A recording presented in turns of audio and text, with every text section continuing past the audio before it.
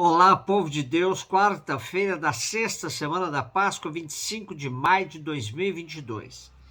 A nossa reflexão de hoje é a partir de Atos 17, versículos 15, depois 22 até o 18:1. E João 16, de 12 a 15. Naqueles dias, os que conduziram Paulo levaram-no até Atenas. De lá, voltando, transmitiram a Silas e Timóteo a ordem de que fossem ter com ele o mais cedo possível. E partiram. De pé no meio do Areópago, Paulo disse: Homens atenienses, em tudo eu vejo que vós sois extremamente religiosos. Com efeito, passando e observando os vossos lugares de culto, encontrei também um altar com esta inscrição: ao Deus desconhecido.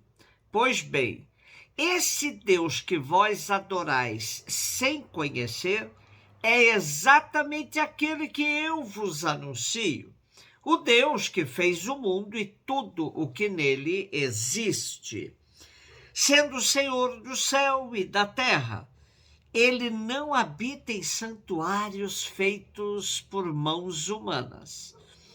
Também não é servido por mãos humanas, como se precisasse de alguma coisa, pois é ele que dá a todos vida, respiração e tudo mais. De um só homem ele fez toda a raça humana para habitar sobre toda a face da terra, tendo fixado os tempos previamente estabelecidos e os limites de sua habitação. Assim fez para que buscassem a Deus e para ver se o descobririam ainda que às palpadelas. Ele não está longe de cada um de nós, pois nele vivemos, nos movemos e existimos. Como disseram alguns dentre vossos poetas, somos da raça do próprio Deus. Sendo, portanto, da raça de Deus, não devemos pensar que a divindade seja semelhante a ouro, prata ou pedra, trabalhados pela arte e imaginação do homem.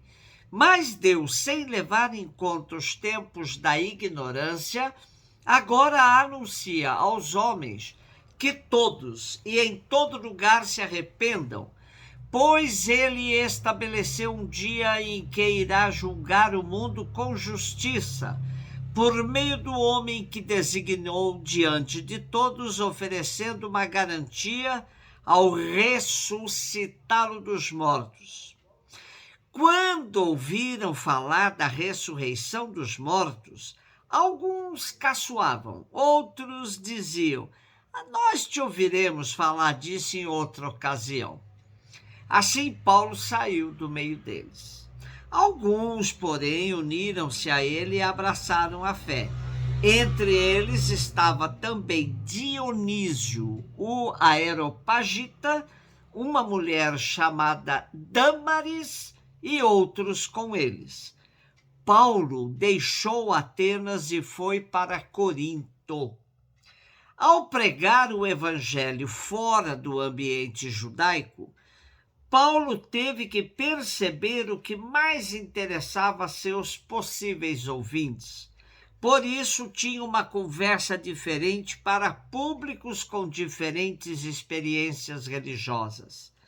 Ao chegar a Atenas, centro de intelectuais e filósofos, teve dificuldades e buscou uma nova linguagem. Paulo procurou destacar o que havia de melhor no coração e na experiência de vida dos atenienses. Usou uma linguagem que seria familiar e interessante para aquele público. Ele, que era judeu, deixou de lado os argumentos tradicionais que só faziam eco no coração de quem pertencia ao seu povo. Soube se adaptar ao público para que a mensagem pudesse ser ouvida com mais interesse. Apesar do esforço de Paulo, não teve muito sucesso, sobretudo quando quis anunciar-lhes a ressurreição.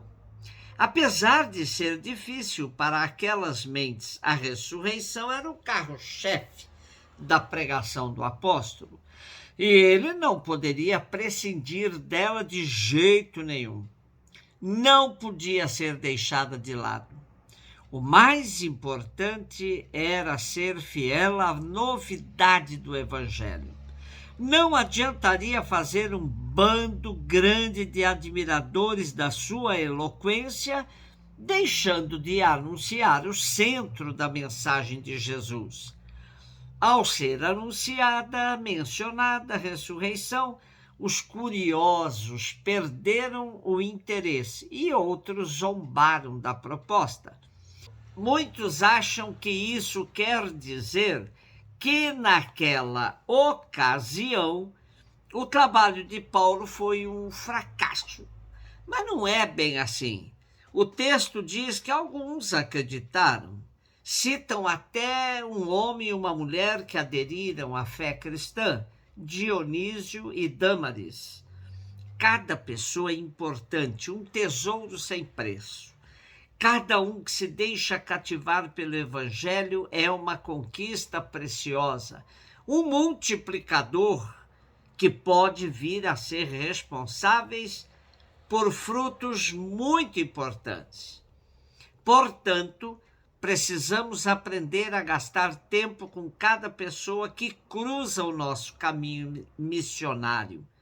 Porém, Paulo vai ter mais sucesso na cidade de Corinto.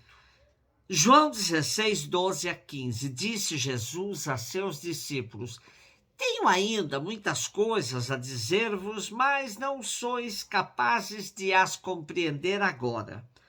Quando, porém, vier o Espírito da verdade, ele vos conduzirá à plena verdade.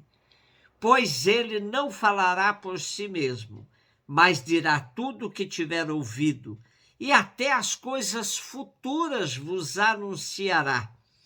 Ele me glorificará, porque receberá do que é meu e vou-lo anunciará. Tudo o que o Pai possui é meu. Por isso disse que o que ele receberá e vos anunciará é meu. Tenho ainda muitas coisas a lhes falar, mas agora vocês não as conseguem assimilar. Quando ele vier, o Espírito da verdade, ele conduzirá vocês na verdade plena. Ele será o guia na plenificação da verdade.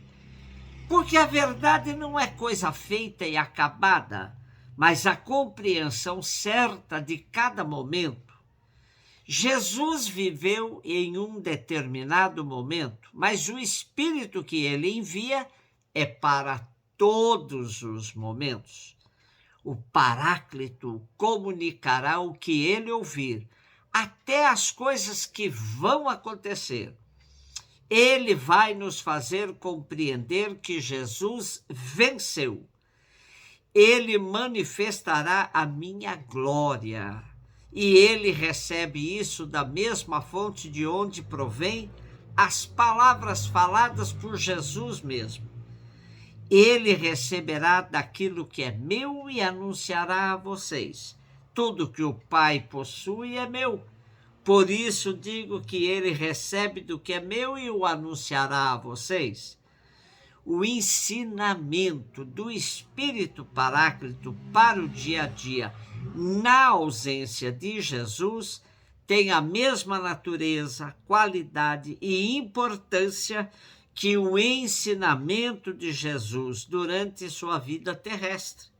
Daí a importância de saber distinguir os espíritos. Nestas leituras que estamos realizando do quarto evangelho, algumas ideias fortes saltam aos nossos olhos, corações e mentes. Fidelidade à palavra, permanecer unido a Jesus, unidade entre Jesus e o Pai, missão do Espírito enviado por Jesus e pelo Pai conjuntamente, o Espírito da verdade, a glorificação de Jesus, a sua hora. A importância da perseverança nos ensinamentos de Jesus é, de fato, um dos pontos mais significativos do esquema de João.